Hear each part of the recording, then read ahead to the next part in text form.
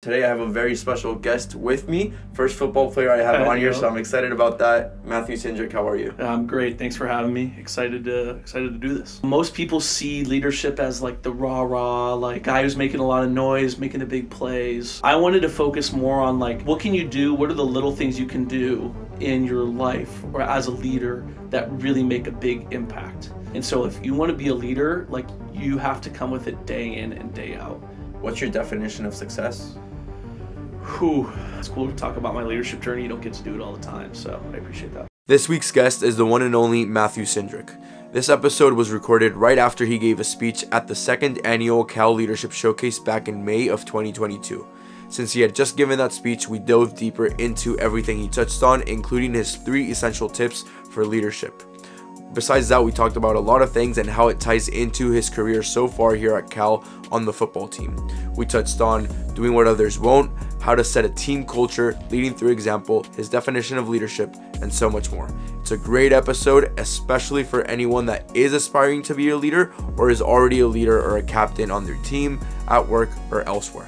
Whether you're a beginner or an expert, you can learn so much from Matthew and his journey. So I really hope you enjoy this episode. And with that being said, let's get started. Hello everyone and welcome back to another episode of Denting. I'm your host, Fernando Andrade, and today I have a very special guest with me. First football player I have on here, so I'm excited about that. Matthew Cindrac, how are you? I'm great. Thanks for having me. Excited to do this. Yeah, very excited. Very excited to start this new era with more football players, hopefully. But it's very special to have you on first time for sure. Oh, I appreciate it. So before we dive deeper into this, do you want to introduce yourself for those that may not know you? Yeah, Matthew Cindrac, center on the football team. I'm going into my 5th season. I have 2 more with COVID, but we'll see how everything plays out.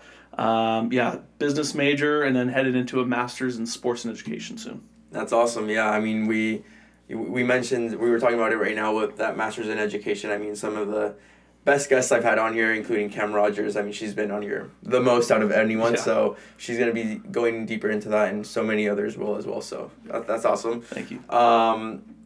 The main reason I wanted to talk with you, I mean, I've known you for a while now, but the thing that impacted me the most recently was the Leadership Showcase. Mm-hmm. I did it last year, and something that I started with, speaking of Cam Rogers, actually, so the first year it was I was in it, Kat Rojas was in it, Cam Rogers was in it, and Cam Kondo was in it. Mm-hmm. And I was like, you know what? I want to dive deeper into this leadership showcase with all of them, and they were all here on the podcast. This year, I want to do the exact same thing, invite everyone back. Obviously, I'm close with Christian. Mm-hmm. He'll be back in the summer, hopefully Ange will as well. But what impacted me so much about yours was how similar my story has been to yours, and I want to learn from that and see how you got there. So before we dive deeper into that leadership showcase, take me through your childhood, how you got into football. Was it through family, through somewhere else? How was that like for you? Yeah, so my dad played Division III football, actually in West Virginia. So he's from Pittsburgh. Middle class family, and so everything's football up there. The Steelers. Everyone loves it. So he grew up playing all sorts of sports, but football was his favorite. So growing up, I had 2 older sisters. So no football from them, obviously. But my dad had me in all the different sports. And I still remember the first day, they had like a little combine for the little kids to go out there and try out for the different teams. And I remember hitting the pad and just being so excited to like hit something. And I don't know, I just loved it. And I would say off the field, I'm not a super aggressive guy, but I love that kind of outlet to kind of just go hit people. So that's kind of where it first started. I'm a big guy. I've always been kind of ahead of the curve size-wise. So that kind of fit well for football. And then, just high school. I kind of got lucky with recruiting and everything. I had a guy that was a year older than me that had offers from everywhere in the country. So all the high school coaches would come in, or all the college coaches would come in, and my high school coach would let me talk to him. And so got to meet a lot of those coaches, and luckily got a few offers, and ended up here at Cal, and been grateful to be here, and best decision of my life. That's awesome. That's awesome. Something that I can relate to a lot in my own leadership process is how relatable my high school experience has been to my college experience. For example, freshman year, I was lost. Sophomore year, I learned. Junior year, things started working out for me. How was your high school experience? Honestly, I would say it was quite different than my college experience. I think high school, especially football, just being kind of one of the better guys on the team, you're just kind of thrown into the leadership role. So early on, I was kind of thrust in that. I was a captain as a junior, and I was a key contributor to our state championship runner-up as a sophomore. So it was just kind of easy for me. I didn't really have to work to be a leader. It was just kind of position given to me, and then I just kind of followed the model of the older guys. And so college has been quite a bit different, just because you get here and everyone's good. I mean, there wasn't a play I didn't play in. I played the whole game in high school. I get here and I'm on the bench, starting and redshirting. So you really have to earn that leadership, and there's a lot of guys who want to be leaders. High school, I felt like a lot of guys wanted to be kind of the role players. They didn't necessarily want to step up, and so you kind of had to. Coaches kind of pushed you to do it because they knew you had to do it.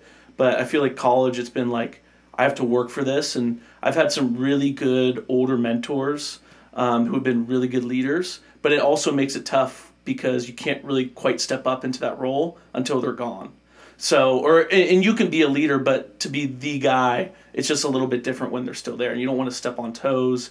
It's hard because you kind of have to find that mesh point. So I feel like that's been the big difference for me is college. I've really had to work for it, really had to earn the trust in that leadership role, versus high school, you're kind of given it. Yeah, that's a awesome way to put it, like having to earn it versus it just being a given. Yeah. I didn't explain well, but same situation, my high school experience. I was starting every single minute, no question about it, captain since day one. Not a question, right? I was struggling more in like my high school experience, I would say. But in terms of soccer, it was set. I get here, same exact thing. Yeah. Not a single minute, redshirted freshman year as well. So yeah, that's definitely been an experience. The extra year with COVID as well. So for sure. I'm in a very similar place to you. But to just head into the Cal experience, when did you get recruited by Cal and when did you commit? Like what stage of high school was that at? So kind of my first offer was right after my sophomore year. So that's kind of when, and before that, I had no idea that I was good enough to play college football. Like when I got offered, I was like, whoa, like I didn't even know like that was a possibility. And so that's kind of when I was like, okay, maybe I can do this thing.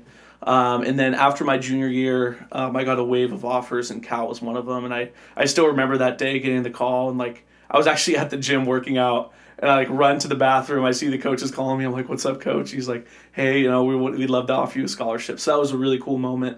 And then just kind of going over. My dad he's a big spreadsheet guy, so he had me making a spreadsheet, all the pros, the cons for every school. But I still remember the visit to Cal, like being. It just kind of blew me away. A funny thing is I didn't realize till I got there like that you could really see San Francisco. Like I didn't realize how like in the Bay Cal was. So I remember going up to the top of the stadium, seeing the whole view, and I was like, whoa, like this is a place I want to be at. And actually in high school too, I was really big into this business program. It was called DECA, and it was kind of a mock business competition. And so doing that, I knew I wanted to study business. And Cal was by far and away the best business school of all the places I got offered. So that also really made a huge impact on my decision. So then just coming down to it, I knew I had to make a decision soon. Cal had already brought in 4 guys at my position. So I knew by the summer before my senior year, I was like, all right, if I want to go here, I got to do it or else they're going to fill up all the spots. So I called the coach and I went for it. And luckily, like I said, best decision I've ever made. That's awesome. That's awesome. So many things there that I can relate to from the spreadsheet. Not even kidding. Like my dad made me do the best business schools or same thing, best universities, and then best soccer teams, and like how that ties in together, and then that's how I would go about it. Or what else did you mention? Like something that's surprising to me actually. Did you not have the goal in mind of playing collegiate football, or did you just not think it was possible? It's weird. I think growing up, so my high school, growing up, won a bunch of state championships. Like was like #1 quarterback in the nation, like multiple times, and all I wanted to do was play for that high school team, the Skyline Spartans. All I wanted to do was be a Spartan, play on Friday nights. Like that was my goal, and so I think. That sophomore year, I'd finally made it to varsity, and I was like, I made it. Like, I did what I wanted to do, and I'm, helping the team win, and like that was the coolest thing for me. So I think I was just almost caught off guard that the next goal came that fast. Like, I didn't even have time to process that, okay, what's the next step? I was so focused on the step I was on there and just enjoying it that I didn't even like come to know that there was a next step, because I guess I got offered pretty early. So that was, I think, kind of why I didn't necessarily, like, the goal was in the back of my mind. My neighbor played college football, so I always wanted to be like him, but I wasn't there to the point where I was like, all right, I need to get this offer. I need to work hard to get this offer. I was more working hard just to play on Friday nights. That's crazy. Okay, Yeah. so you had that dream and you were so focused on it that the next phase just came in so quickly after thinking about this for so many years growing up. Yeah, exactly. That's crazy. That's Yeah. awesome. What else was I going to ask you? Oh, in what you just said, 4 people getting recruited in your position. Yeah. Did that give you any doubts or what was that like? Yeah, I mean, it's definitely... So, the offensive line, you got tackles, guards, centers. And so I knew 2 of those guys were going to play tackle. So I didn't have to worry about them too much. The other 3 could have played my position.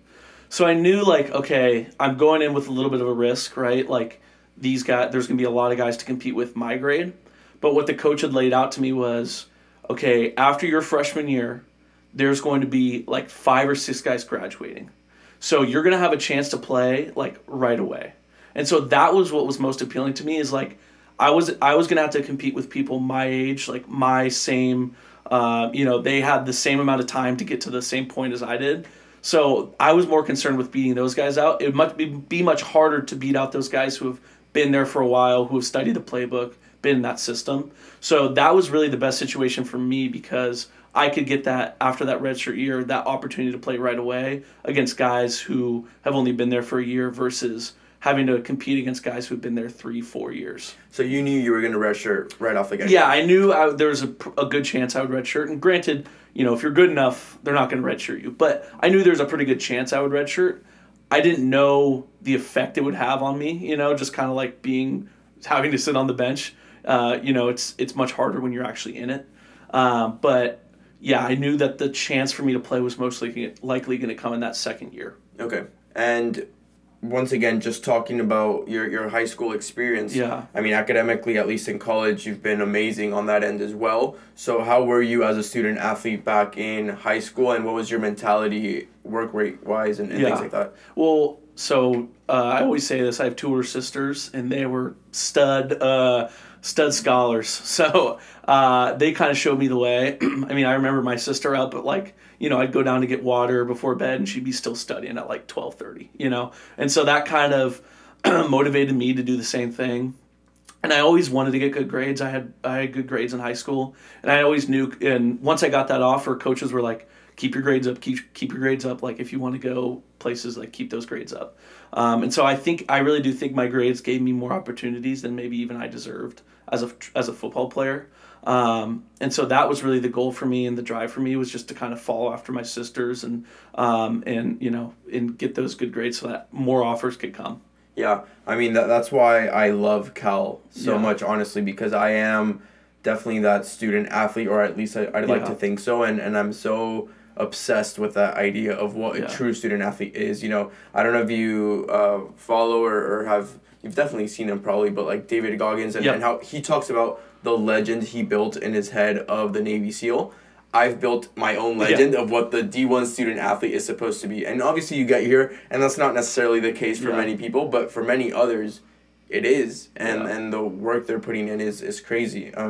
Your way of saying it with a stud scholar it's a cool way to say nerd, right? Yeah, exactly. But this week, like, it's finals week right now, and I was studying with a friend, and to me, the same work rate that student athletes have in their own craft was insane to me, to realize that some students are doing the exact same thing work rate wise in their studies. And I was like, that's what's so special about this place. It's funny, I saw a TikTok the other day. I was like, it said the hardest working people are student athletes during dead week or finals week. And it's so true, because like there's a lot of stuff you kind of have to catch up on. You might leave some stuff to the very end.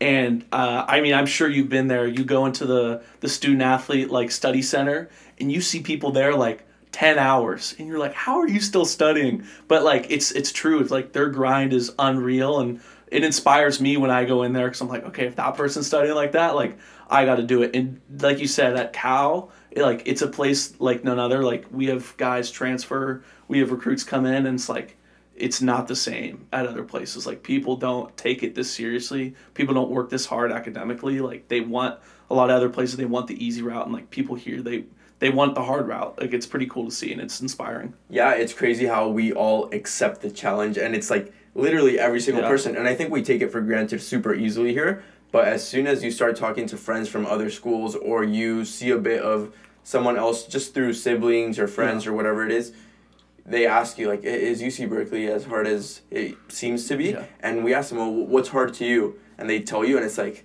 yeah, then it definitely is hard compared to what you're doing and what you're used to. So it's just special, and it's nice to see that you were like that in high school. Yeah.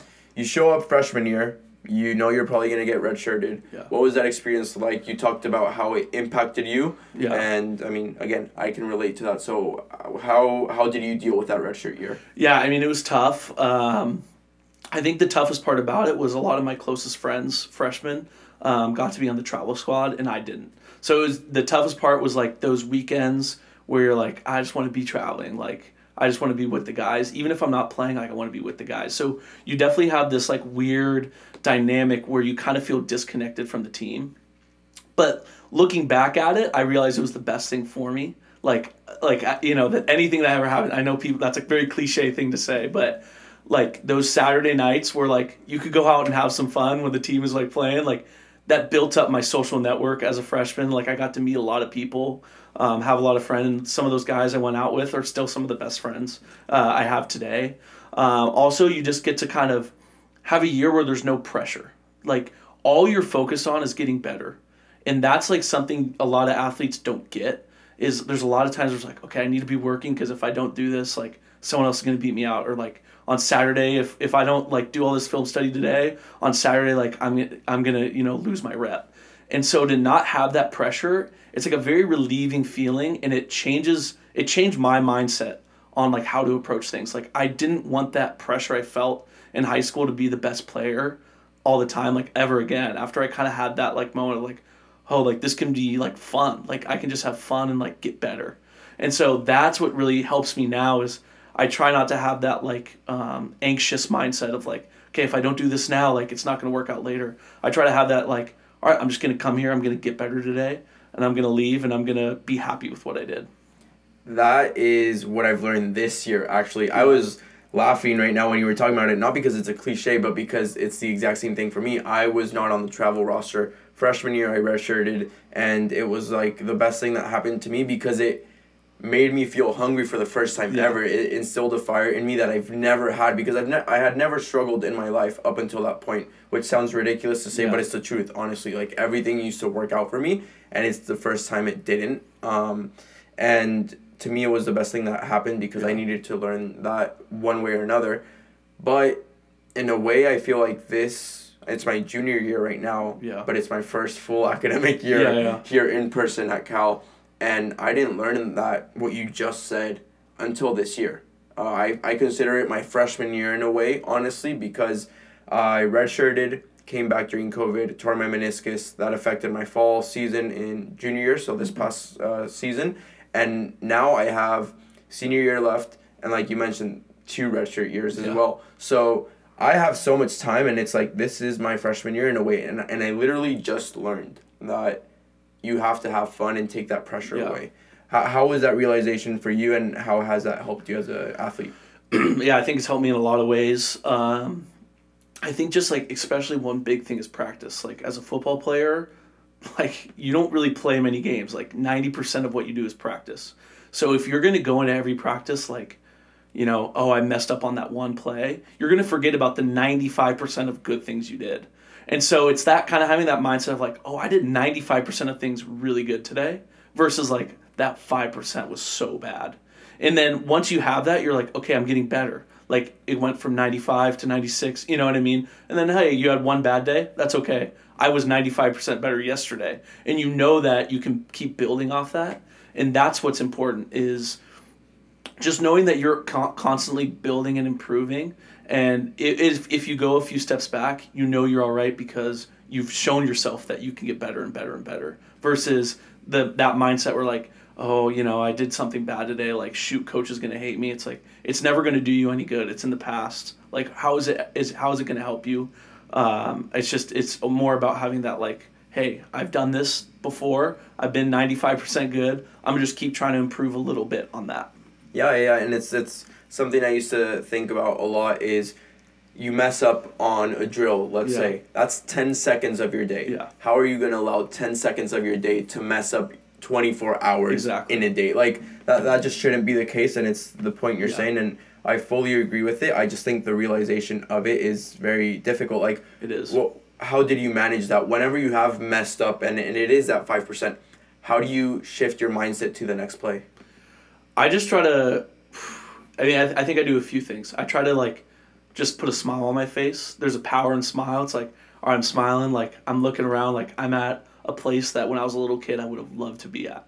So that kind of helps me just kind of forget about the bad thing that just happened and realize, like, hey, just be in the moment here. I think another thing that I like to do is just be like, all right, I'm going to do that much better this next play. I'm going to prove myself after this wrong play. I'm going to prove it that I can be, that I don't, like, that was a one-off, So it's just, like, about proving it. Like, if you get in the huddle and then you're still worried about the last play, you're not going to have the focus you need for that next play ahead of you. So that's the big thing is, like, 5-second rule. Forget about it. Move on. Yeah, again, 5-second rule. Like, the thing that I have in my mind is if it's not going to matter in 5 years, then don't think about it more than 5 minutes or something like that, right? Yeah. And that's what's helped me. But again, it's harder to do than it is said, right? Yeah. But another thing, I have a question for you. It's more of a conversation right now, but it's fine. With messing up in practice, I'm sure that the same as in any other team, there's comments from teammates or coaches or whatever. Yeah. How do you block that out, or do you actually take it in? I love it. I think it's what makes practice fun. Like, if you're just going out there and it's silent and it's like, I just don't find it to be very fun. I think it's a game. You should get some comments. It should fuel you. I love talking a little trash, like nothing too crazy, but just enough to poke fun. And I think if you're too silent, if you're too uptight, like, that's when you're going to start to think about those bad plays. If you're playing loose, you're just having fun. It's like, all right, they got me on that one. I'm going to go get them again. And that kind of back and forth can be a really fun way to play the game. And I think it can help you with your overall performance. I love that. Yeah, the last spring game that we had this season, I personally came off and just was in my own head. Like, it is the worst I've played in a long time. I got in my head, and something I do a lot is reflect and write, and I just wrote in my notes, right, that my realization and my takeaway from that game is that I was so uptight and that I just needed to let loose. And I wrote, if life is a game, then get up, have fun, and play. Yeah. And it's exactly what you're that. saying. And I mean, I haven't applied it yet because that was only 2 weeks ago. Yeah. But it's the same thing, right? If life is going to be a game, then let's play. If life is going to be a party, then let's dance. And it's what you're saying, and I'm hoping I can put it into practice. But it's awesome to hear from you. Yeah, no, it's really hard to put in practice. It takes a while. I think it helps when you no doubt it helps when you have a solidified spot on the team, and I think it's tough when you're trying to work your way in because those small mistakes in your head, you feel like they really, really matter. But the best thing to do is just not look over your shoulder. Like, when you're tempted to look over your shoulder at your coach, just like force yourself to stay forward because there's a likely chance he didn't even see it or she didn't even see it. So just keep your head, keep it straight and focus on what you need to do. Yeah, that's very important. And then you also talked about, like, thinking of how your younger self would be so happy to just be here right now and just have fun and make the best of it. How do you put that into perspective? Do you practice any journaling, gratitude, meditation, or is it just something that comes naturally to you? I've done gratitude journals in the past. I think it's helped me. I don't do it consistently. But I think I just do it on those days where you're like, oh, I don't want to be out here. I try to remember that. I try to keep it in the back of my head, like, just take a deep breath, look around. I mean, we play in one of the most beautiful stadiums, I think, in the Pac-12 and if not the country, with the scenery around it. So I just like to take a look around, just be like, all right, like, your old self would have loved, your younger self would have been amazed to be here. So why not just have some fun today? Yeah, I think perspective truly is everything, because sometimes you're so close to the tree that you can't take a step back and see the entire forest per se, you know, and it's just like enjoying the moment. But I think this whole thing sets it up pretty well to dive into your whole journey as a student athlete, but more specifically as a football player, D1, Pac-12, big name. And I think that a good way to go about this is through your leadership showcase. So do you want to like give us a sense of what you were trying to get across with that message? Yeah, when I was asked to do the leadership showcase, I really wanted to talk about something that I felt like everybody at the meeting could put into practice. And I wanted to talk about it. I wanted to talk about my journey through like the actions I try to take. And so I was thinking about it, and I really wanted to go into like what people would describe as like leadership on the margins. So, you know, most people see leadership as like the rah-rah, like guy who's making a lot of noise, making the big plays, making a tough decision. But I wanted to focus more on like, what can you do? What are the little things you can do in your life or as a leader that really make a big impact? And so I kind of went on this thing about like really being consistent in the details, looking for things that other people wouldn't look for, doing things that other people wouldn't do. In that way, that's like the strongest form of leadership. Wow. Yeah, that definitely made you stand out, and I love how you said it, in the margins and things like that. When did that start throughout your collegiate journey? Yeah, so my freshman year, we had this guest speaker, Ryan Leaf, who I mentioned in the presentation itself, but he was like this big quarterback, was supposed to be like he was a first round pick, supposed to be this big star. And he actually kind of busted. Like, he played only a handful of games, didn't do very well, life spiraled down, went to jail, drugs, everything. And so he came and talked to us. He's now an ESPN anchor, doing really well, loving family. And he was talking about like kind of the struggle he went through as that first round pick, and then how he kind of climbed his way out of it. And he talked about, he's like, you know, when I have a Q-tip and I throw it away, if it doesn't go in the garbage can, I make sure to go grab it and put it up and put it in. Because like that right there tells my character, who I am. Like, I'm taking responsibility for all my actions, and like no one else has to clean up for my mess. And so it was a metaphor for something much bigger, but like even now, like if I throw something away and it misses, like that always rings in the back of my head. I'm like, all right, I got to go pick it up and put it in. Because it's all about like taking responsibility for your actions and like building your character that way. It's the atomic habits. Yeah, 100%. That's awesome. With you broke down your presentation. Actually, let me take a quick moment just to tell people. So the leadership showcase, it's 4 student athletes from Cal get selected out of the 930 total. There's a good amount of nominations, 30 plus, and you guys get selected just to do a little presentation or speech, TEDx style speech, and it's about 10 minutes, and it's in front of an audience, which was very nice to see you there. And in your presentation, this is what we're talking about right now. But the way you broke it down into 3 pieces, and that was the first one. So how did you start applying that your freshman year? You mentioned that in your freshman year, again, we know you redshirted, but you also started taking a leadership role. Yeah. How was that you landed that? Yeah, so I was selected to the leadership committee the spring of my freshman year, so after that first season. And so the leadership committee is just like group of 10 guys, talk with head coach, like, hey, what's going on? Like, do we need anything? It's a pretty cool position, and it's like something, you know, guys on the team strive to probably be on. And I was super happy to be selected, and like, but then like I quickly realized, like, why am I here? Like, I've done nothing. Kind of as I mentioned before, like redshirt year, done nothing. And so I think it was really cool to see, like, looking back at it, the mentors I had are the people who like saw it in me that like I could do it, and they like saw the small things I talked about, and like those were the guys that like advocated for me. And now like I just try to kind of do what they did. Like, I try to emulate that in a way. Like, I want to be the guy that brings up those younger guys, that like shows them these small things that they can do to be leaders. Because like I said, on a football team, 100 guys, like, it's really hard to be a leader especially when you're not like the star on the team. Like we've had captains on the team that, and not to like throw any shade or anything, but like not necessarily the best leaders, but they were by far the best football players. So like you want those guys to be on the front lines, to be like the guys advocating for the team. But you can build that leadership role early, build that like leadership seed.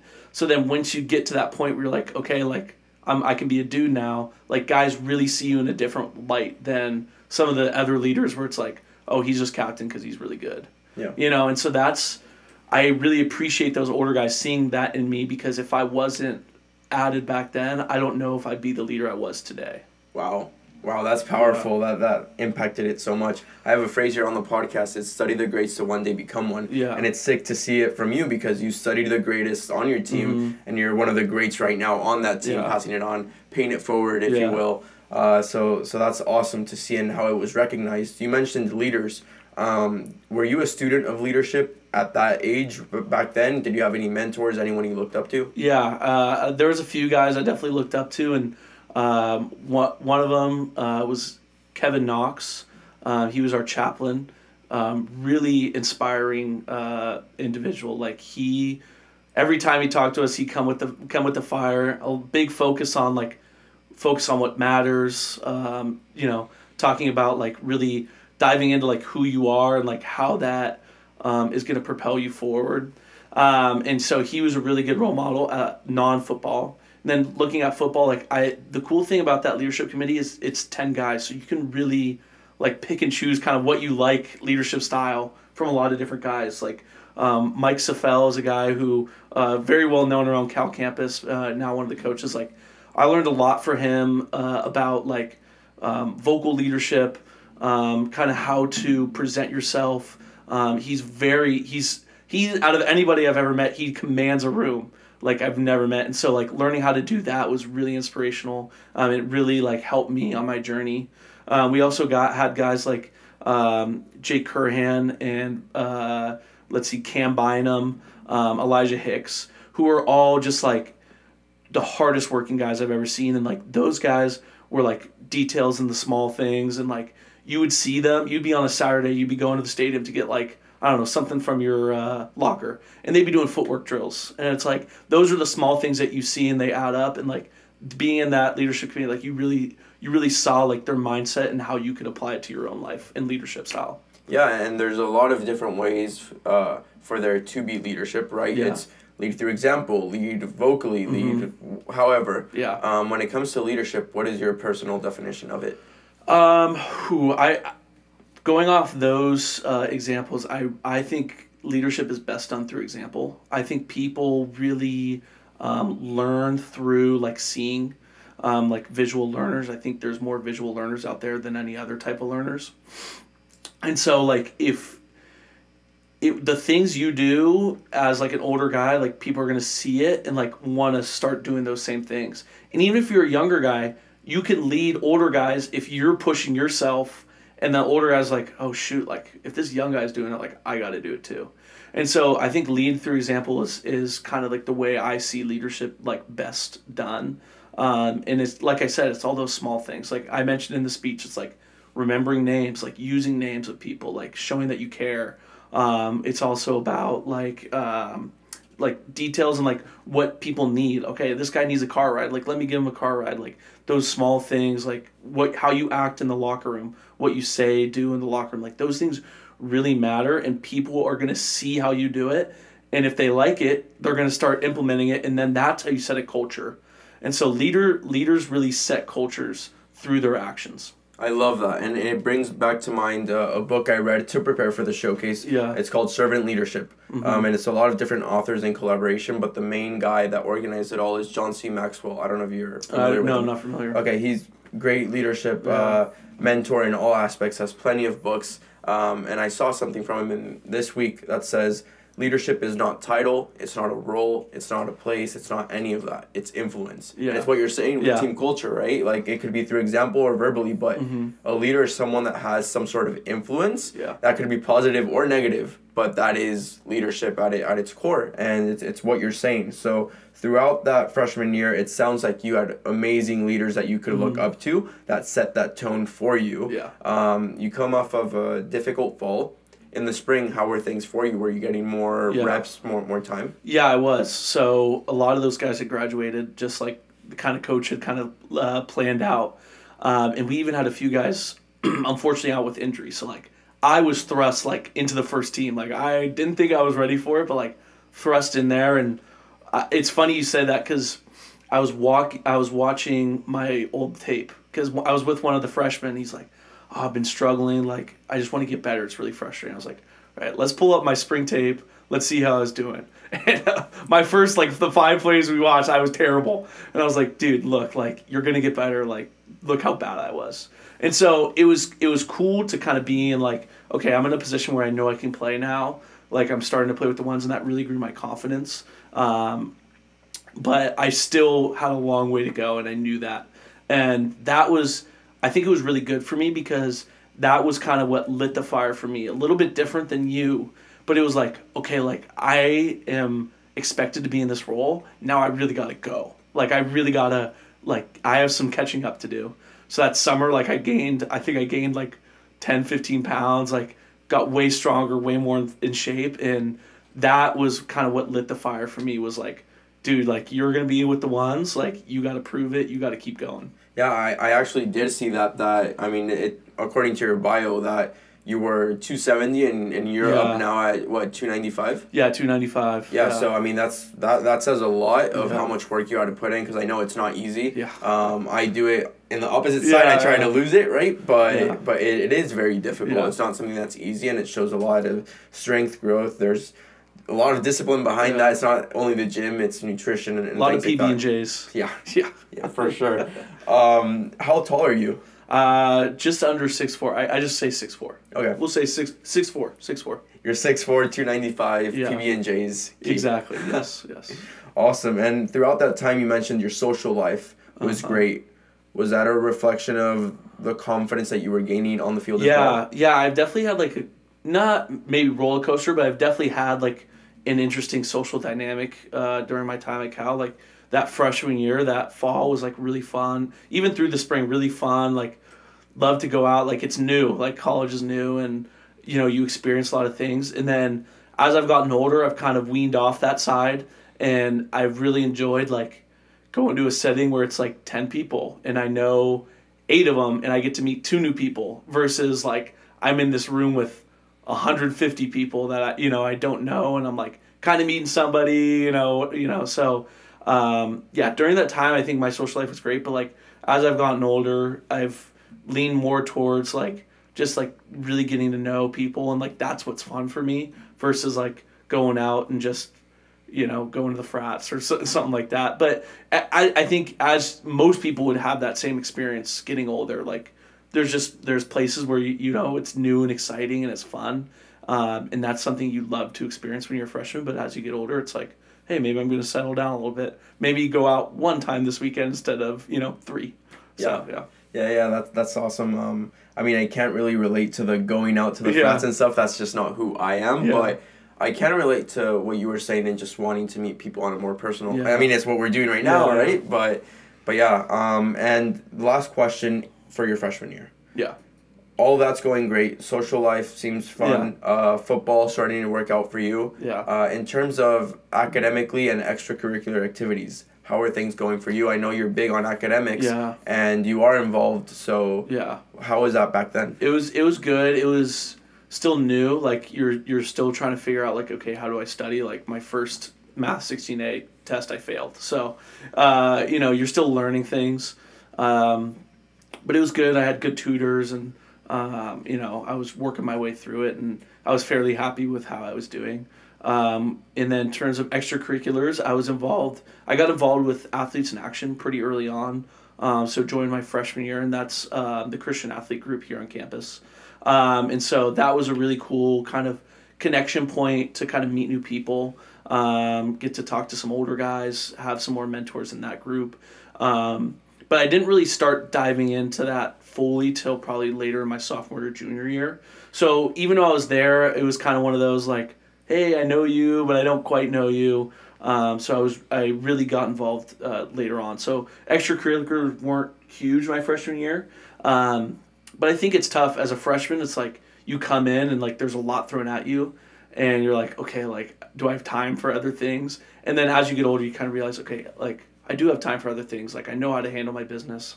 I have like these routines that I have set. Like I can join those extra stuff. Yeah, freshman year it's very tough, especially like in high school. You're coming off of your peak in high school and senior year, and then you start back at the bottom in college, and obviously it's very hard. Yeah. But that's the first point you got across: the little atomic habits, everything you learned, the mentors. Yeah. What's the second point in the leadership showcase, and how does that progress throughout your collegiate career? Yeah, so that second point I already kind of touched on. It was like kind of that, like those small things, like remembering names, and what was the second one? It was like noticing small needs or how you are in the locker room. And so like how I really saw that like help me take off my career is like once you get better and more comfortable like doing those things, like they become almost second nature for you. And then you're not focusing so hard on like, okay, I got to remember this person's name, or like I got to see like who needs a ride, or like how am I going to act in the locker room? Like, what do I say? Like those become that becomes second nature. So it's just, that's just who you are. You become it, and then you can really dive in and focus on the things that like are next level. See, that's kind of like the base level, right? So then you're like working up this pyramid of like, okay, now I can really focus on like, okay, the technical things I need to get better on in my sport, or, you know, how I schedule my weekends. And then next is like, okay, how I eat, or like, you know, watching that extra film. So it's like those extra things in the pyramid. So I felt like I laid a good foundation for myself on like how I wanted to be a leader. And then I could kind of work my way up that ladder of like doing the next, that next thing that would really help me propel. So it's setting that strong foundation that sets it all. So it's basically what you're saying is leadership needs to become a habit and for everything else to work. I think so. Yeah. If you have a good solid base level of leadership and like how you like do things, you're going to be able to propel yourself into other aspects of improving because you have that base layer set. Yeah. And once you did have that, and once you were building your pyramid, it's your redshirt freshman season, fall 2019. Yeah, 19. How did that go for you? What was that experience like, finally getting to play? It was pretty cool. I think the weird part about it is like that for that fall camp, like for half of it, I wasn't starting. And then one of our guys actually hurt his knee, was out for the year. And so like I kind of got thrown into it a little bit late, where I almost didn't have too much time to like even process the fact that I was going to like go and be starting in a college game. And that season was definitely like some ups and downs. Like, do I think on a lot of teams in the country I would have been playing? No. But like that was the situation that fit me perfectly, and like I did my best, and I learned a lot, and I was very green, like didn't know a ton, but it was so fun being out there and like just kind of having the guys that like around me, and kind of like I talked about, like not being on that travel squad that first year really sucked. Like, so to be on it and like have those Friday night dinners and like have those you know, pregame, like be in the locker room pregame, like that was really cool for me. And like that experience was so fun that it made going out there like easy in a way. I think the other thing was like I messed up a lot. Like I was new, and so that also helped me learn like you can't dwell on the past. Like you just got to keep going, because it does you no good. Interesting. Yeah, it's the way you hop in there is a fairy tale Tom Brady story. No, right? it is. With the injury, but I'm glad that worked out for you in a way. And just to retouch on the points that you were making, the first point that you made in the speech is the Q-tip point. Yeah. That's personal. Yeah. The second, on building your own pyramid, that's more like external, right? Yeah. Like as what you're giving off to everybody else. Yeah. How was that leadership role for you because you're the new guy, but you're also a sophomore and there's freshmen that probably need you. So what role did you play there? I felt like I kind of had to play a little bit of like a bridge role between, the senior leaders and the young freshmen. So like I tried to be almost like the good cop in a way. Like if they were getting on them and they were maybe confused, they haven't been in the culture very long. Like I could be the guy that they could be like, hey, like Matthew, like what does this mean? Or like, what do I do here? Can I get some advice? And I'm not saying by any means I was perfect in that role, but I tried to be kind of like, hey, like I got you, whatever you need. Like I know these older guys, like they're not necessarily going to come down on me hard. Like they might come down on you hard just because you're new. So I wanted to be that bridge leader that could kind of help them along, but not step on the toes too much of like the guys that were like really making the vocal stuff happen. That makes sense. And with the leadership council, or is that what you call it? Committee council. Okay. What do you guys do specifically? I know you said you have meetings with the coach. It's about 10 of you. How many people are on the roster? There's a little over 100. Usually like 110 during a season, like 105. Okay. And really he just goes around and like it's like, can I support you in any way? What do you think the team needs? Are there any guys that like we need to encourage or like are struggling? So it can kind of be like a place where you just voice like what you think that the pulse of the team is. And we also make like fun decisions like, hey, like, what do you guys want to eat in the cafeteria? Or like, what do you guys think about, our uniforms? So like, there's like that aspect of it, but most of it is geared toward like, hey, is everything good with the team? How can I help as the head, or Coach Wilcox is saying, how can I help?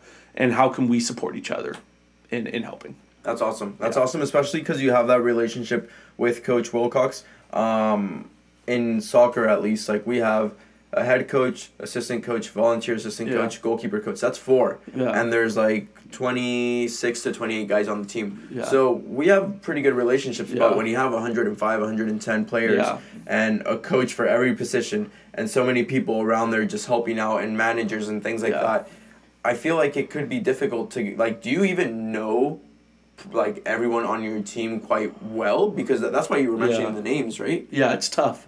I mean, you're not going to know everyone super well.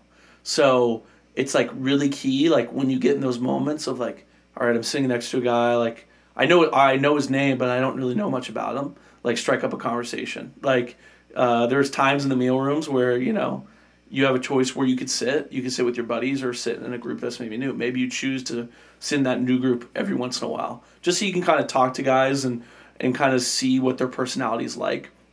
You may not know their whole story, which you're not going to. Like, there's not enough, time in the day to do that. But just to get to know someone enough, my kind of goal is that I want to know someone well enough that if they need something, they could come to me. And so, like, I don't need to know every detail of their life. But if they feel comfortable with me enough to, like, they're like, oh, shoot, like, I need this help for getting into Haas, or I need this help on my math test, or I need this help talking to what I'm going to say to my coach about playing time. Like, I want them to be comfortable enough to come talk to me.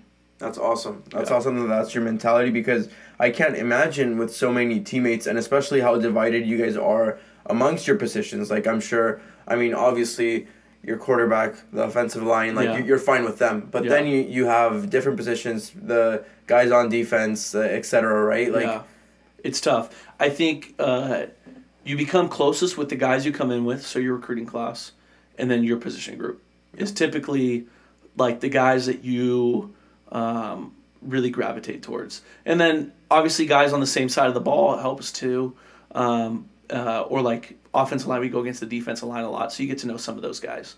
But it's hard. Like, we've talked about having, trying to have like a barbecue with the offensive linemen and the defensive backs. Like, it's just two groups that are almost like polar opposite of the team. We got the skill guys, like quick, fast. They're working on, speed all the time. And then you got the big guys working on power, strength on the offensive side of the ball. So it's hard. And I think the more a team can come together and like know each other, the better. And it's hard to do, but you really have to, it's a skill. You have to work at it. That's awesome. Yeah, it is important. And to your point of socializing and how much of a skill it is networking in a way because it's so many people. After that season, you're probably looking to improve. You're becoming a veteran now on the team. Year 2 or second season is coming to an end. Like you said, you messed up a lot, but you got playing time. You were starting. Everything's better. Yeah. And then what changed everybody's lives comes in that spring. How does that impact Cal football? Because I think that it's important to point out that there's a huge difference between you and every other guest I've had on here, which has been post-COVID, but we were all impacted in a very drastic way. Football is obviously the most important sport and team on campus. So how were you guys impacted? Did you stay in Berkeley? Did you go back home? What happened? So when it hit, it was during our fall camp, or spring ball. And so we had 4 practices in, then we headed home. And it was like, all right, 2 weeks, as everyone thought, 2 weeks and we're back and we'll get back into it. Obviously that didn't happen. So we were just meeting on Zoom. And there's only so much you can learn watching film. We have this term called, like, if you watch too much film, you're seeing ghosts. So it's like you're seeing things that aren't even there anymore. And so everyone kind of got fatigued by that. And so then I think mid-June, July rolls around and they're like, okay, we're coming back, we're doing workouts. So we're doing these workouts on the field. They brought all the weights out to the field. We're running with masks, and that is one of the toughest things you have to do. I mean, I'm a big sweater, so I'm basically waterboarding myself while I run. And it was tough. And actually, it was really tough because that was a spring that I really thought like was going to excel my technique and like my skill. Because I thought, okay, I got to play all this time. Now I like can take what I learned. I had 13 games on my belt and like really apply it. And so that kind of lost that, which really stunk. Our coach retired from that 2019 season. So I had a brand new coach. So I'm at home like trying to work on the like few things I picked up from the 4 practices we had, and that was really tough. And then fall camp rolls around, season was canceled. And then obviously like everyone's freaking out, guys are transferring, whatever. Come to find out 2 weeks later, okay, it's not really canceled, we're back. So we get in there, we get back, and we're like doing our fall camp in like whatever that was, October, getting ready for like an abbreviated November-December season. And then I'm kind of realizing, okay, some of these guys are back from injury, like I might not start. And so I'm competing, I'm trying to get in, and we have a brand new coach. I'm like trying to make, a little bit of a impression on him. And first game rolls around, he's like, you're going to be our 6th guy, you're going to rotate in. I was like, whoa, like I thought I was a starter now. Like I thought I was, like you said, like I thought I was a veteran. And he's like, don't worry, like we see you as a starter. We have 6 guys we all think we could start. You just kind of got the short end of the stick. Like you'll be in. So that first game rolls around and like we're not doing well. We're playing UCLA. We're at UCLA. It's hot. Like team just kind of came out a little flat. It was at 8 a.m. on a Sunday. It was bizarre. And then like first quarter rolls around. He told me, he's like, you're gonna probably rotate in 3rd possession. Okay, 3rd possession comes in, I'm not in. 4th, not in. We're not really rolling on offense. And then end of second quarter comes, and he's like, all right, you're in. So I go in there for like 1 drive, and then I was back out. Halftime rolls around, same thing, kind of not in, thrown in a couple times, out, and I'm like, whoa, like this is different. Like, can I trust this guy? Like, what's going on? Like, I thought it was a veteran. Next game rolls around, one of our starters gets COVID. And I'm like, whoa. Like, I don't know what happened. I don't know what, like, fate had for this, but, like, was thrown in there. And then ever since, I've kind of taken it and run with it. And that coach is now Coach Angus. He's one of my favorite coaches I've ever had. He's an awesome guy. And I think that, like, even though it was a short-lived experience of, like, hey, like, you're not the starter anymore, it was good for me to kind of reignite that fire that I thought, like, I kind of had from my freshman spring of, like, hey, you're going to be the dude now. I needed that fire relit in, like, a different way of, like, okay, like, you can't just have the spot and then it's always your spot. Like, you gotta keep battling for it, and, like, you can't just expect it to be yours anymore.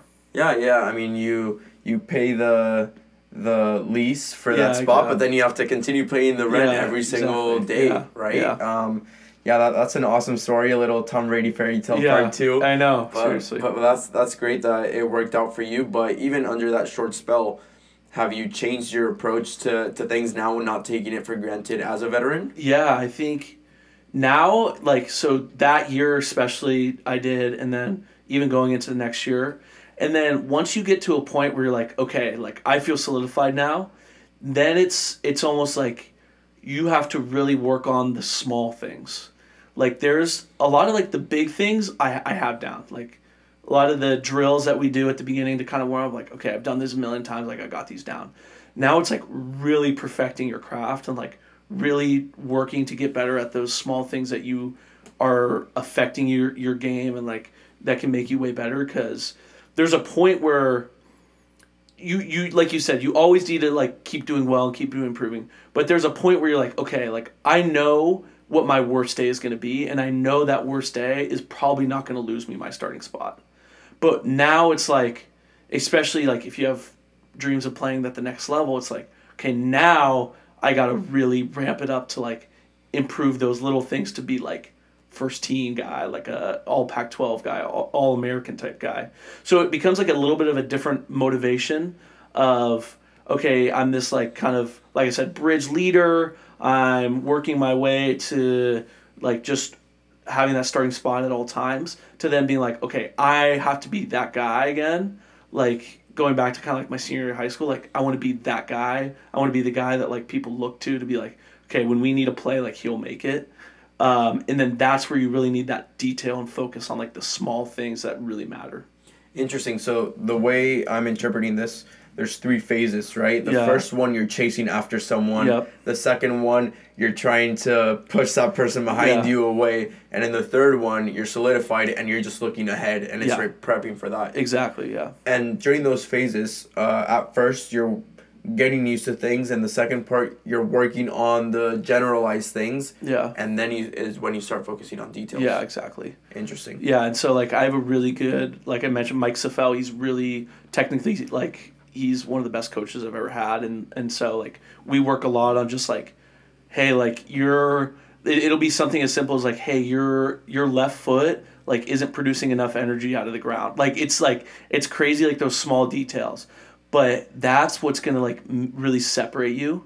And I've always said like do I have goals of playing next level? Like of course, but I just want to be the best college player I can be. Like I want to take this opportunity and like make the most of it. And so like those are the small things where it's like that's making the most of it, because at this point like I've got the basics down. Like I know how to play offensive line, but like how do you become like an elite offensive lineman? And that's what I strive for. That's so sick. Yeah, that's a great perspective to have.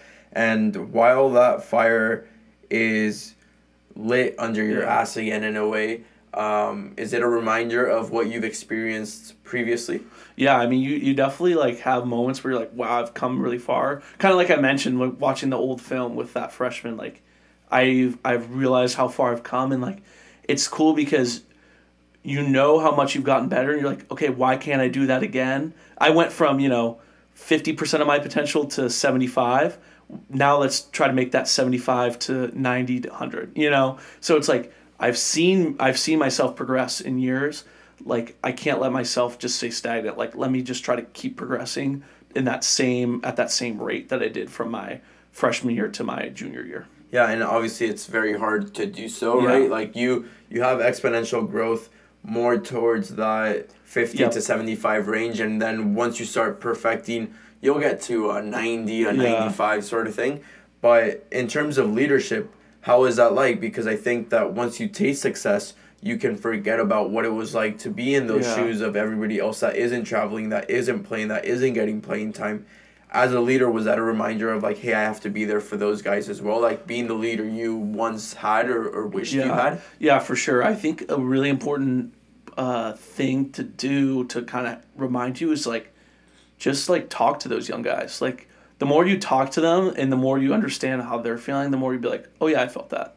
Like that's what reminds you. Like if you kind of keep your distance and then like one day you're like, I'm going to try to impart some wisdom on them. Like that doesn't work, because like they might not be in the exact situation that you are, But like if you talk to them, you can start to see where their head's at, and then that's where you kind of use your past, your past learning experiences to then help them, and like that's how you'll do a better job of being like a personalized leader in a way. Like you're personalizing what you're saying to their needs, and like that's super important. Very interesting. Yeah. Very interesting. And throughout that time outside of football, some sort of a successful season. You guys played a few games, managed to make it work. But outside of that, you had mentioned that's when you got more involved with AIA. Yeah. Throughout that time you applied to Haas, you got into Haas, you got involved in Haas. So outside life, obviously, I mean, it's very restricted due to COVID. Yeah. But things are going well for you. What leader are you for everyone else that's not on football? I think kind of, again, I try to be a leader by example. Like, for Athletes in Action got added to the core team, which is similar to the leadership committee. It's like 10 of us, and just kind of help make things go smoothly, set up the meetings, that kind of deal. And so then like when you're put in that leadership position, especially one that's like, you're promoting, your beliefs, like I'm a Christian, like there's a way I'm supposed to, like, that Jesus calls us to live. So your leadership through action becomes super important, right? Like, where are people seeing you? Like what are you like when people are seeing you? Are you doing things for others? Are you being egotistical? Like, it becomes really important because you're representing something so much greater than yourself. You want to represent that like in the best way possible. So that really changed my perspective. I'm like, okay, like obviously there would be times where I mess up, no doubt, but like I have to set this standard for myself, and I have to keep striving for it because, like I said, I'm representing a group that believes in so much more than just, individuals, and on earth. Like there's something greater. So that becomes super important, leading by example. I think like in the classroom, it's a little bit different. I think in the classroom, I just try to be, I am not afraid at all to raise my hand and say things. And I think that, I don't know what type of leadership that is, but I just love, if I have something on my mind, just saying it. And I think that, like we were actually just in a group meeting, and one of the girls was like, do you mind starting? Because like you have great command of the room. Like when you talk, like you have command. And I was like, whoa, like that's a huge compliment to me. Like that was like her saying that. She probably didn't even mean it to like compliment me and make my day, but like it really did make my day. And so like doing things like that, just speaking up, talking to the people in class, like when you have a breakout session, like being like, all right, what do you guys think? Instead of like having those awkward, like what do I say? Like that's what I try to do in those classrooms. And hopefully that leadership style is just like, it encourages others to speak up and like really dive into what they're learning. Yeah, and I see that a lot with student athletes in general, and just in group projects here in Berkeley, right? Because this campus does have a lot of smart people, but some are very nerdy, and with student athletes, we're just naturally a bit more open and have those leadership moments. So it does make sense. But even at the leadership showcase, like you did take the room by your command, when you did present, and that was very powerful. You caught everyone's attention. I know my teammates were definitely paying a lot of attention to what you were saying. But with another thing that you mentioned, that the power of a compliment, it happened to me yesterday as well, and it's happened over the past few days, which is very nice. But some people don't understand the power that their words have, and maybe they didn't even mean it that way, but the way that we interpret it is just so powerful, and it's so impactful, and I don't know, it's just nice to get those. And that's exactly going back to that like older guy, young guy relationship. Like if you see a guy have a good practice, like, hey man, that was like, you're really improving. That was a really good practice. Like that means something to them. And like, I got told that, and I remember being like, okay, like, wow, like maybe I did make a step today. And even if there would be some times where I'm like, I don't know how this guy's practice went, but I know that he needs it right now. Like I know he needs to hear that like he's doing well and he's working hard. So like, I just say it. Like even maybe that might be a little disingenuous, but like just kind of having that understanding of like, all right, these guys really take your opinion, like, and they really hold it strong to them. Like, giving those compliments is huge. Yeah, especially as a leader, what you were mentioning, it is very powerful. Yeah. Going back to what you were mentioning with your faith, how much of a role does your faith play in your leadership? I think it plays a huge role. I talked about it in my leadership committee, but like in the Bible, it says like, if your gift is to lead, like do it diligently. And I feel like leadership is something that comes pretty easy to me. And so like I just try to do it in the best way possible, like do it with care and detail. And so, yeah, I think obviously, you know, my relationship with God and Jesus is like, I want to do the best for them. And like we talk about a lot in Athletes in Action, like how do you represent Jesus through your sport? And for me, it's that leadership piece, like that I'm a light to others on the team, that they're like, hey, maybe something's a little bit different about this guy. Like I'm interested in that. And so in that way, I think that's where my faith really comes into play with leadership, is like being this like guy that acts a little bit differently than everyone. And that's something attractive to others. And then in that way, they want to know like what that is about me. Yeah, that's very powerful. I mean, I've been to AA a few times. I was raised in Catholic schools and things like that, so I've studied the Bible a lot, and more recently I've like had a weird relationship just with my own personal faith, God and Jesus and etc. Everybody has their own relationships and I fully respect it, but one of the things that I love is that regardless of my relationship, the Bible to me is gold. Like that New Testament is insane. Like take it as you want it, right? But just reading it and interpreting what it means, whoever's watching or listening, whether you believe in it or not, what you can learn from Jesus and apply in your own life, like what would Jesus do and the servant leadership that he had, it's incredible. And to see you apply that in your sport, I think that I would recommend it to anyone. Like, I think I have a little bias, but I think it's better than any motivational book you could find out there. By far, honestly, like, again, Old Testament it's great, but the New Testament is just so powerful, and I would really recommend John C. Maxwell. I think you'd like him. He is, I believe, he is a Christian as well. And he does mention Jesus and his servant leadership and the sense of belonging and in a way inclusivity that he has for everyone on his team. You know, it is very powerful. So it's great to see that you apply it in that way. I think it is important to do so and talk about studying the greats, right? Like I think that the stories that we do get and the parables especially, it's as good as it gets. Yeah, for sure. In terms of senior year, which just passed right now, I'd like to get more into football in those terms. So as we finish off this leadership piece, because we did complete it right now with that faith piece, what's your biggest takeaway in your leadership journey so far? Wow. I think the biggest thing that I've learned is how, and I've kind of touched on it, but like who you are day in and day out, like your actions have a huge effect on how people view you. And so if you want to be a leader, like you have to come with it day in and day out and act the way you want to be perceived like every day. And like that is like you want to make the authentic you like your leadership.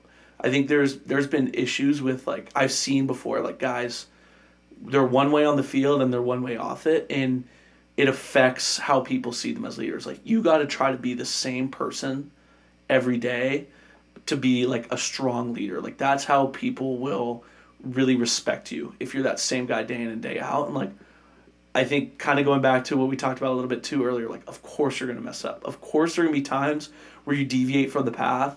But like if you just have the mental strength, like the mental wherewithal to be like, all right, I deviated, I'm going to do my best to get back on that track. Like that's as strong as you need to be for like as a leader. Like as long as you just have that goal, and you might go like this, like your path might be crazy, but like if you have a goal being up here as a leader, like just doing the daily things that make you that leader are super important. Yeah, extremely important. It goes back to integrity and doing the same things even when no one is watching. You know, my favorite example of it is still making that stop when you're driving, even if nobody's watching, even if no one's around. That is very powerful. Is that the piece of advice you'd give to underclassmen or incoming freshmen?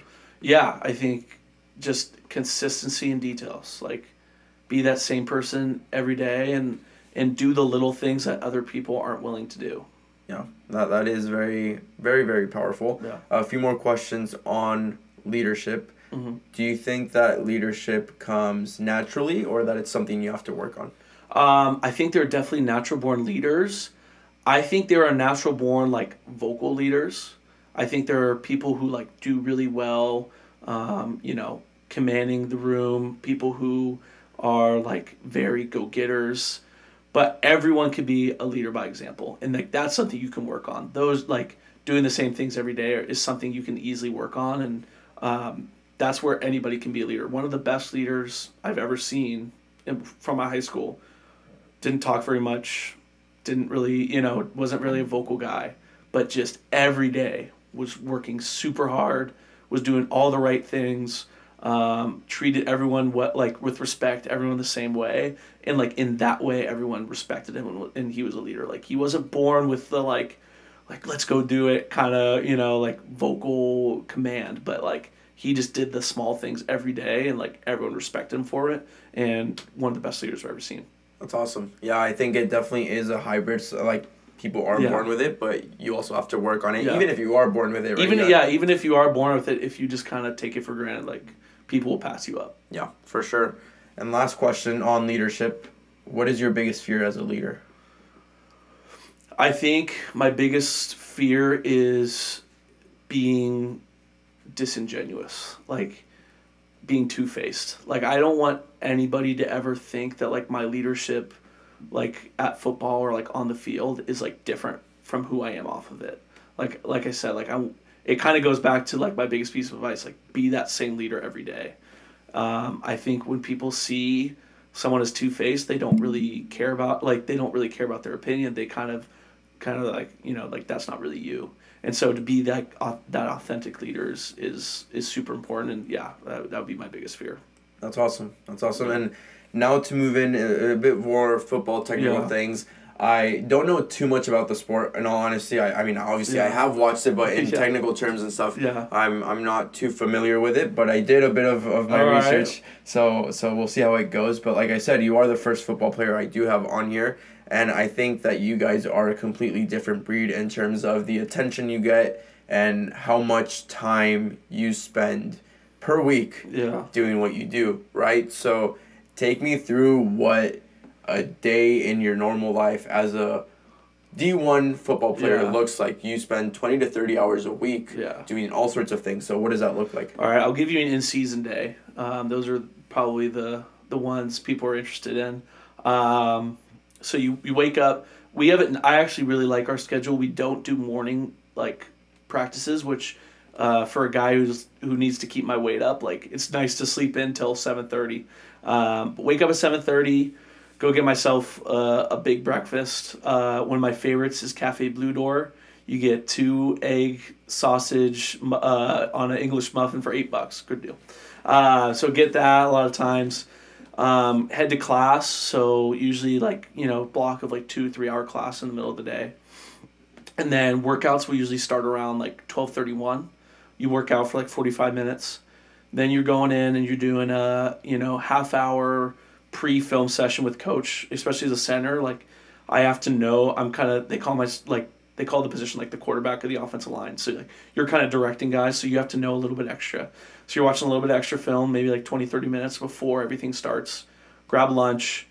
Probably takes you a half hour just to get ready, taping, putting on all the gear. And then you're watching film with your position group, probably 2:30 to 4. So another hour and a half. Then you're going out and practicing for 2 hours. And then you're coming back in, showering, eating dinner, doing what you need to do, in the rehab or anything like that. And then you're going, if you need to watch a little extra film, I usually like to watch 2 to 3 full games of my opponent. So during the week, 2 of those nights I'll stay in and watch another half hour to an hour. And then you go home, do homework if you need to. You know, if you can get to bed early, great. If I have a night where I have athletes in action, I'll go for the hour and a half meeting, and then head to bed, and then do it all over again. That is crazy. Yeah. That's interesting that you don't have morning workouts. Yeah. Why do you think that is? So our previous strength coach was actually like a 6 a.m. guy. Like, you were up and you were early, and it sucked. But this new strength coach, he really values sleep. He thinks, and it's obviously proven, like, sleep is huge for performance. And especially for guys who need to gain weight, like, sleep helps you keep your weight, maintain it, and even gain weight if you need to. So he's all about, like, for big guys, like, we don't start anything earlier than 7:30. And that's across the team, actually. Like, off season, like, we don't start anything earlier than 7:30. So that was like a huge switch, and like, it was really nice because I'm kind of more of a night owl, I would say. Like, I'm not super late, but like, I do my best work between 8 and 10.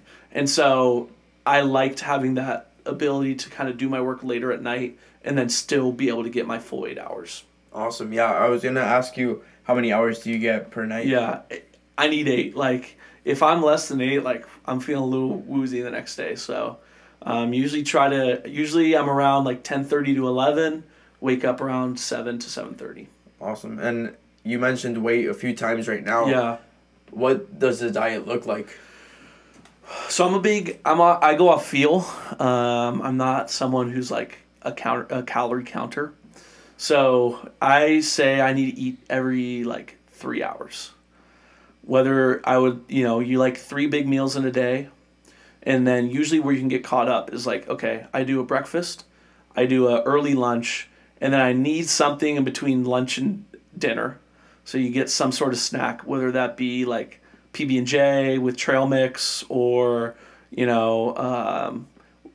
fig bar and some chips or goldfish, something in there to kind of keep you going, and then big dinner, and then something before you go to bed. And that's the biggest key for gaining weight, is something before you go to bed, because if you don't, that fast is going to be way too long between dinner and breakfast. I think that is definitely the key difference between you and me, because I'm the complete opposite. I'm on calorie deficit, which is so hard for me, honestly. But personally, if I don't do it, I just gain more weight than I need. Yeah. Just naturally how my body works. So now it's like eating dinner and allowing time to pass before going to bed, before going to sleep, which I used to never do. Yeah. But like, what time do you intake whatever that snack looks like before going to bed? Yeah, just depends on the day. Usually I try to do it like a half hour before. Wow. I go to bed. Even sometimes, like, I'm like, all right, gotta eat. I'll eat my PB&J or whatever, then immediately brush my teeth and go to bed. So it's like, it's usually right there. I think the tough part is, like, I gained a lot of weight really fast when I was a freshman, and like, I wasn't a very good, I was like, I think I got up to 300. I wasn't a very good 300. And so now it's been much better, because like, I kind of suffered through getting there, and then now I can kind of maintain it and like try to build my body back to like a better, muscle percentage and all that. You got a bit of the freshman 15 going. Yeah, I had a freshman 15 for sure. Too many Gatorade shakes from the weight room. I think that happens to everyone freshman year. Yeah. Last question. I'm a bit nerdy on this topic and those details. What about hydration for you? Yeah, I carry around a big Yeti, and man, I just keep filling it up, and I just keep drinking. And if I'm ever thirsty, something's wrong. Like, I just don't want to ever feel thirsty, and that's kind of my goal. And I don't really have like a specific, like, I'm not a big guy on like specifics. I'm way more of a feel guy. And so that's just how I've always operated. So like, if I feel like I didn't have enough water that day, I'm like, all right, tomorrow I gotta up it. I don't even know how many I had, but I did. If I didn't finish, if I feel thirsty or I feel like I have a headache, like, I know I did something wrong. Interesting. Yeah. I can't go off of feel, because of naturally by my feel I would go against the deficit. So that's awesome that you get to do that. Yeah. You just described your day. A lot of things going into it. It's very hard. It's very long. I'm sure it gets very repetitive. What do you do to keep it fun, to keep it new? I saw that in an interview during fall camp. You mentioned, or summer camp, I don't know what it is, but the crop top and the goatees. Obviously, it's a long time that there. So what do you guys do to keep it alive? Yeah, no, exactly that. Like, just any way we can have some fun, like we do. So, like, my freshman year, it was Crocs and Hawaiian t-shirts. My sophomore year, it was, what did we do? Overalls. And then, yeah, we did crop tops this year. So just, like, things to keep it fun and light around the building. You're right, it does get repetitive. And I'm someone who, like, I like routine, but I also like to switch things up. Like, if my routine was, to get Chipotle, like, maybe I switch it up a few times and get something different for lunch. Or, if I had this certain block kind of like to watch TV, maybe I switch it one day and, like, okay, I'm going to do my homework later tonight because, during the day I feel like I just need a break. And so I think, like, small just shifts in your day, or, like, small things you can do week to week that don't, like, disrupt your routine, but just, like, small shifts kind of spice it up a little bit and, like, make your life a little bit more fun. My follow-up question was going to be, does it ever feel like a job? So do you think that shift in routine helps you stay away from that? Yeah, I mean, there's definitely times. I think guys who say, like, oh, it's like a job, like, if you have that mentality, obviously you're going to think it's like a job. But, like, if you go in there and you're just like, what else? I mean, for a lot of us, like, what else would you love to be spending time on? Like, there's times where it gets to be a lot, and it does feel like a lot. But, there's, like you said, like, you could be a student studying in a library for that same amount of time. Like, you can have a lot of fun, and, like, you got to just think about, and every past player always comes in as, like, these are the best times of your life. Like, these are so fun. So you just kind of remembering that, like, how much fun you're having, and, like, that, like, going out and working a job is not nearly as fun as playing football. Like, if you have that in the back of your head, like, it's going to make it much less feel like a job. Yeah, for sure. And with such a busy schedule, especially in season, how do you balance that out with academics? Like, you've done a great job doing so. You've had the highest GPA award on your team. You're in the business school. You just received another award with that, like, the Jake Gimbler Award. Yeah, for the Golden Bear Spirit, or the Frank Schlesinger, is that? Schlesinger, yeah. Okay.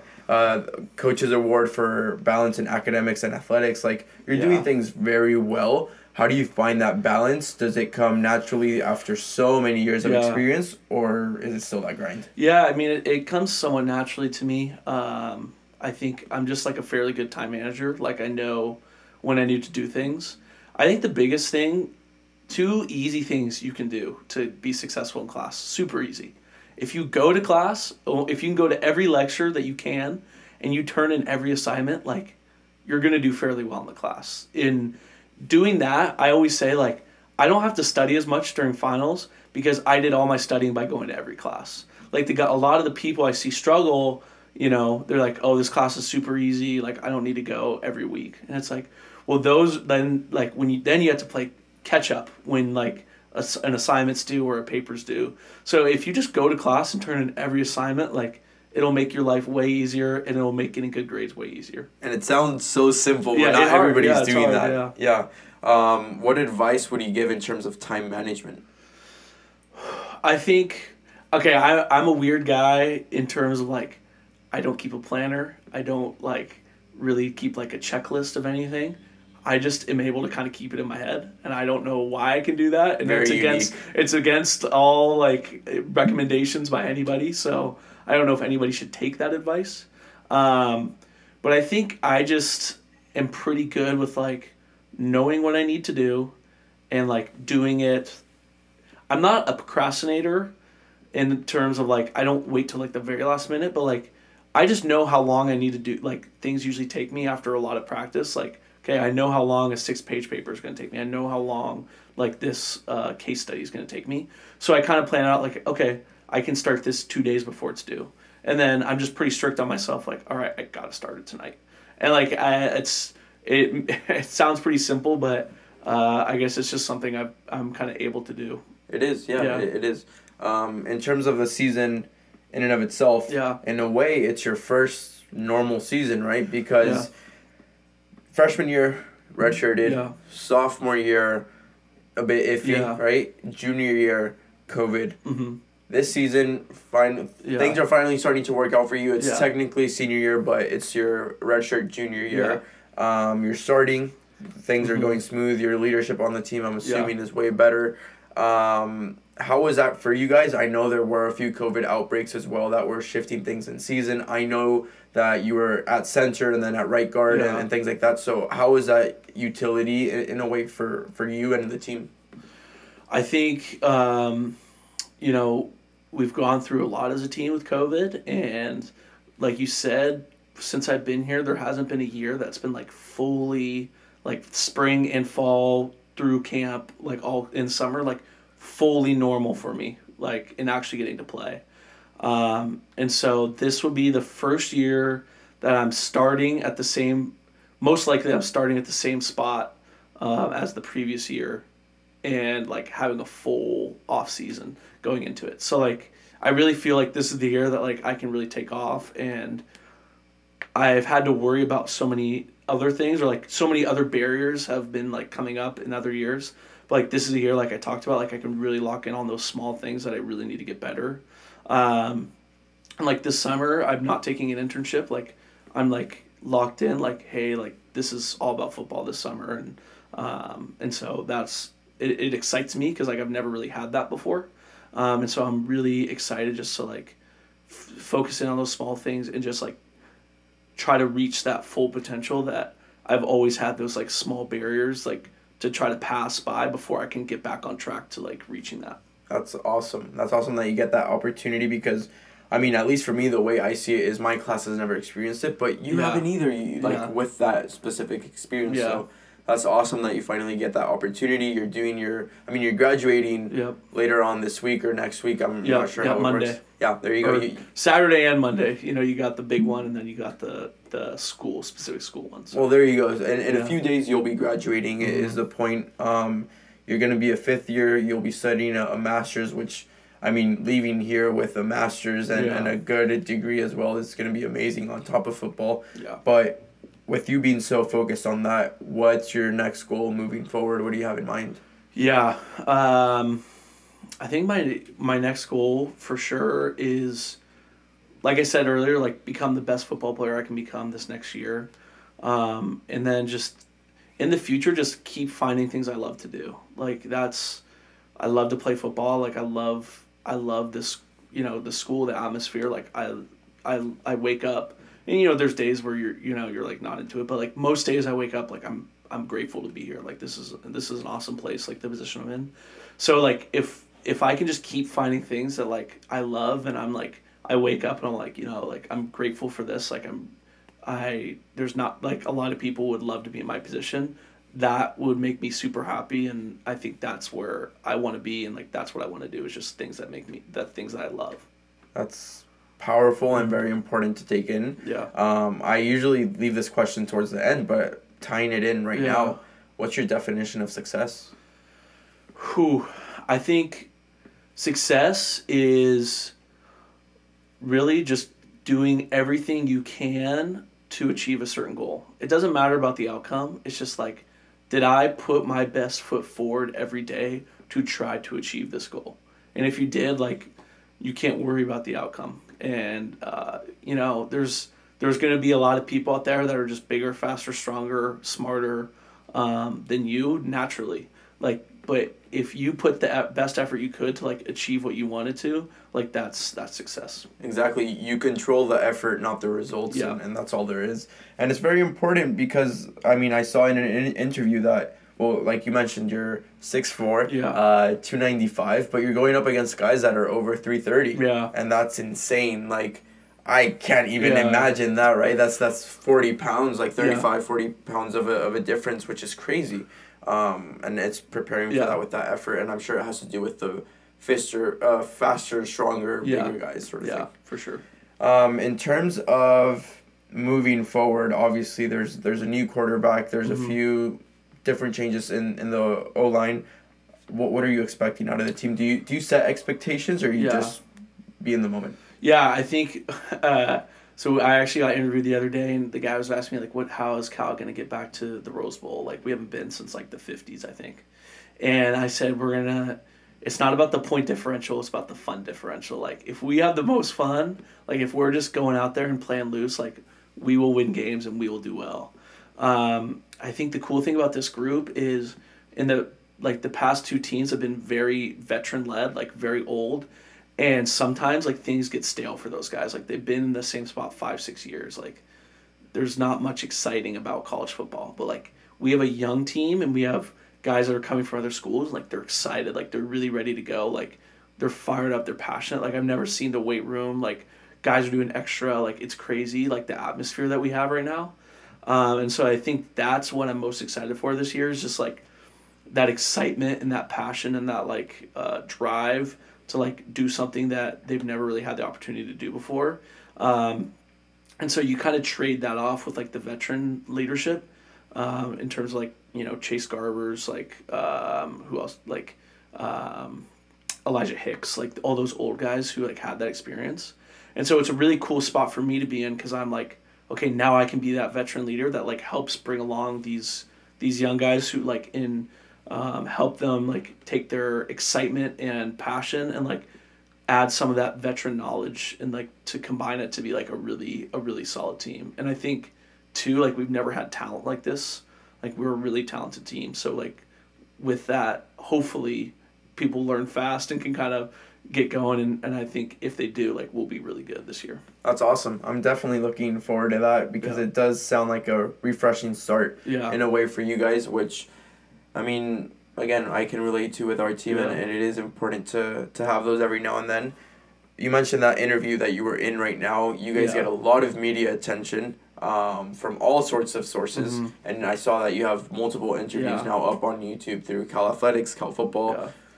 How is that experience like for you? Are you ever scared you're going to say the wrong thing, or is it the same thing as football? You just let go and you're loose and have fun? Yeah, when I first was getting, like, interviewed, obviously you're like, oh my gosh, and, like, you say all, like, the classic interview answers. You're like, oh, like, you know, my coach is the best, like, I love my team. And, like, not that you don't, but, like, my goal this year is to kind of spice up the interviews a little bit, try to not keep it boring, and just, like, go out there and, like you said, like, have fun with it, and, like, you know, not have to say all the by the book answers, and not that I would say anything bad or, like, wrong, but just have fun with it. And I think in that way, like, it kind of loosens the pressure maybe a little bit. Like, you're not taking it so seriously, like, and you start to realize, like, these guys have no idea what they're talking about in a lot of ways. Like, you'll see, like, someone's mom will sound like, oh my gosh, like, so and so's starting now. It's like, no, like, this guy doesn't really know what's going on in the team.